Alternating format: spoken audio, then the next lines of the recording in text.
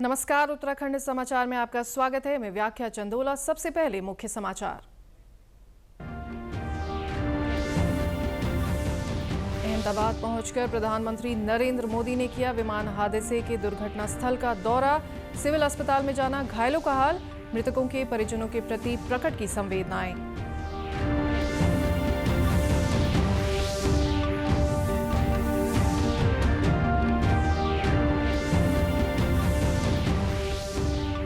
अहमदाबाद विमान हादसे पर मुख्यमंत्री पुष्कर सिंह धामी ने जताया गहरा शोक। मुख्यमंत्री आवास में दिवंगतों को दी श्रद्धांजलि। कहा, उत्तराखंड सरकार शोकाकुल परिवारों के साथ।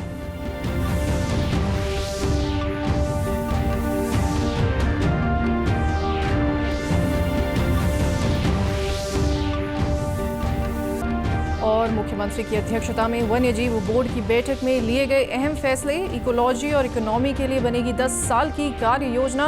मानव वन्यजीव संघर्ष पर नियंत्रण और 4 नए इको टूरिज्म जोन बनाने की घोषणा।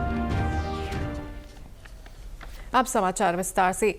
प्रधानमंत्री नरेंद्र मोदी ने आज सुबह गुजरात के अहमदाबाद में एयर इंडिया विमान दुर्घटना के पीड़ितों से मुलाकात की। उन्होंने सिविल अस्पताल पहुंचकर घायल लोगों का हालचाल जाना और चिकित्सकीय सुविधाओं की समीक्षा की। इसके साथ ही प्रधानमंत्री ने हादसे के स्थल का भी दौरा किया और राहत एवं बचाव कार्यों की स्थिति का जायजा लिया। प्रधानमंत्री का ये दौरा उस भीषण विमान हादसे के एक दिन बाद हुआ जिसमें बोइंग विमान के दुर्घटनाग्रस्त होने से 12 चालक दल के सदस्यों सहित कुल 241 लोगों की दर्दनाक मौत हो गई।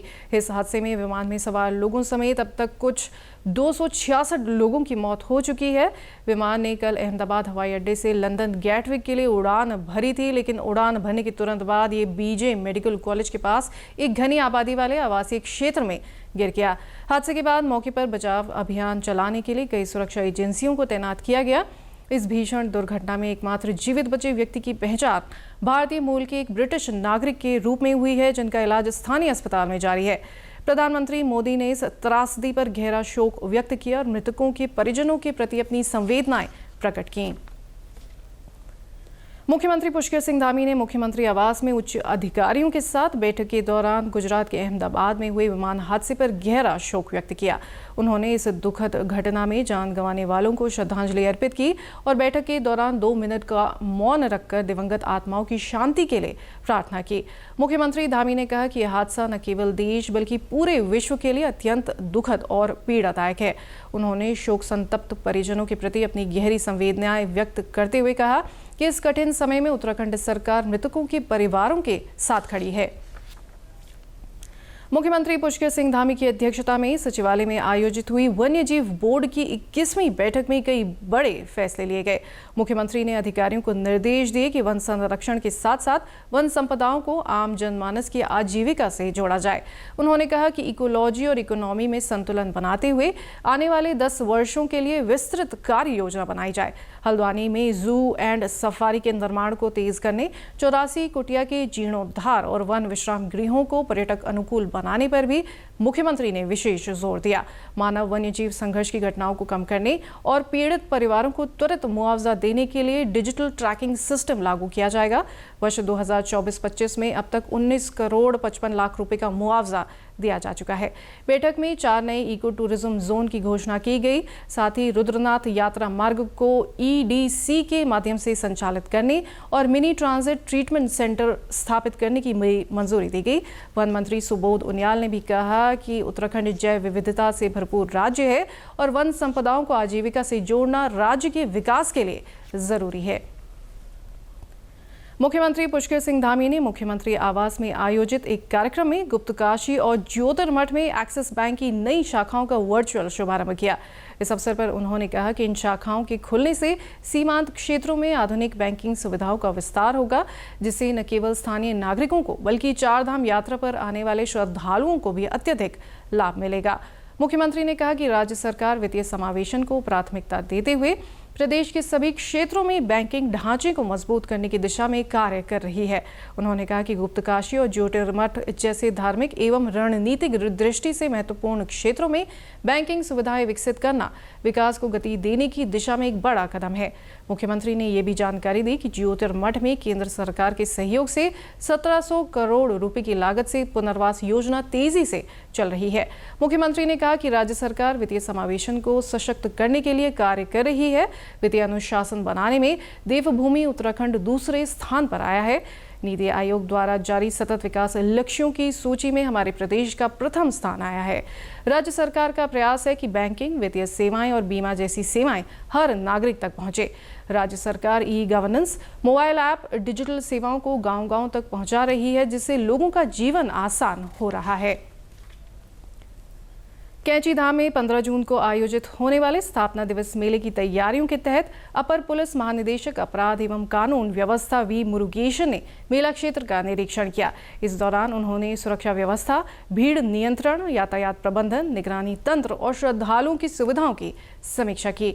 निरीक्षण में पुलिस महानिरीक्षक कुमाऊं रिदम अग्रवाल, वरिष्ठ पुलिस अधीक्षक नैनीताल प्रहलाद नारायण मीणा सहित अन्य अधिकारी भी मौजूद रहे।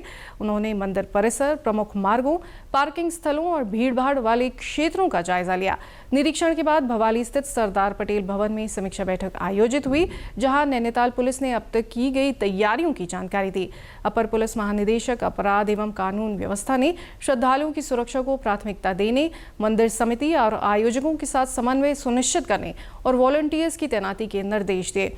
उन्होंने निगरानी के लिए सीसीटीवी, ड्रोन और कंट्रोल रूम की व्यवस्था के साथ सोशल मीडिया पर अफवाहों की निगरानी के लिए विशेष सेल सक्रिय रखने को कहा।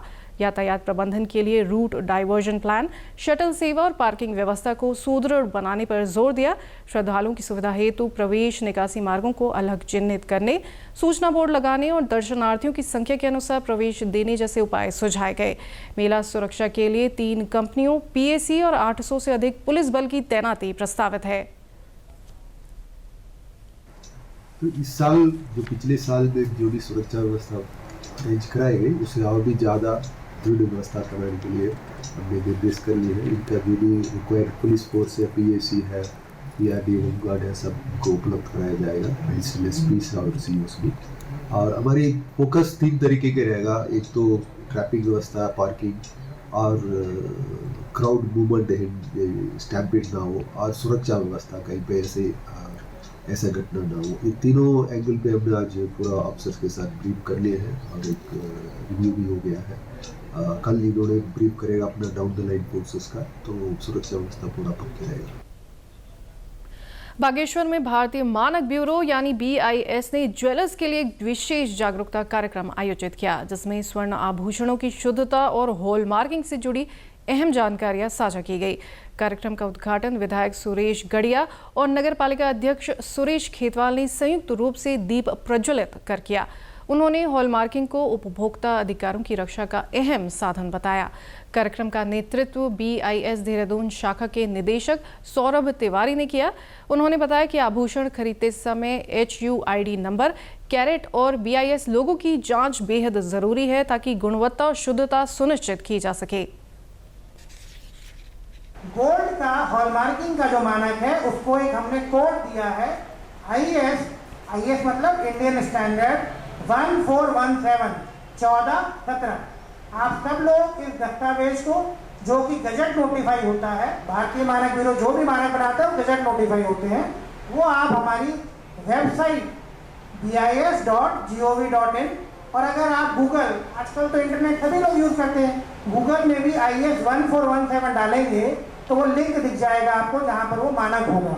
वो मानक को पढ़िए तो आप समझ पाएंगे कि भारतीय मानक ब्यूरो ने स्वर्ण आभूषणों के कितने ग्रेड बनाए हैं, जिन ग्रेड में आप अपने आभूषण बेच सकते हैं। कोटद्वार क्षेत्रवासियों के वर्षों का सपना साकार हो गया है। कोटद्वार को आखिरकार केंद्रीय विद्यालय की सौगात मिल गई है। विधानसभा अध्यक्ष ऋतु खंडूरी भूषण ने बताया कि बीते 3 वर्षों से वे इस विद्यालय के लिए प्रयासरत थीं और अब शासन स्तर पर मंजूरी मिल चुकी है। उन्होंने कहा कि ये केवल मेरा नहीं, कोटद्वार और भाबर क्षेत्रवासियों के सामूहिक प्रयासों का परिणाम है। हम अगले 30 दिन में यहाँ पर सेशन शुरू करेंगे। क्लास 1 से लेकर क्लास 5 तक का सेशन जो है वो शुरू होगा। पूरी तैयारी में है हम, हमारे क्लासरूम्स बिल्कुल तैयार हैं। शौचालय, पानी पीने का, बिजली, जो भी व्यवस्था हमको केंद्रीय विद्यालय के टीचर्स को, बच्चों को देनी है, हम पूरी तरह से तैयार हैं। और मैं विद्यालय में कक्षा 1 से 5 तक की पढ़ाई इसी शैक्षणिक सत्र से शुरू होगी और 30 दिनों में प्रवेश प्रक्रिया पूरी कर ली जाएगी। स्थानीय वासी पंकज कुकरेती और अंकुश बलोधी ने कहा कि इससे स्थानीय लोगों को बड़ा फायदा होगा। निश्चित रूप से शिक्षा में बहुत सुधार होगा। जो हमारे बच्चे पहले हम लोगों ये सोचते थे कि अपने बच्चों को केंद्रीय विद्यालय में भेजेंगे, यहाँ की जनता कोटद्वार की, तो अब ये है कि बाहर जाने की आवश्यकता नहीं है। बहुत अच्छी बात है केंद्रीय विद्यालय यहाँ पे खुलना। और इस स्तर से ये भी हो सकता है कि मतलब ये मेरा ये मानना है कि बच्चे कोटद्वार से बाहर ना जाएं, यहीं आके पढ़ें, ठीक है। और जितना यहाँ कोटद्वार में ही ये पढ़ेंगे और केंद्रीय विद्यालय खुलने से कोटद्वार में ही ये वहाँ शिक्षा ग्रहण करें, तो ये बहुत अच्छी बात है।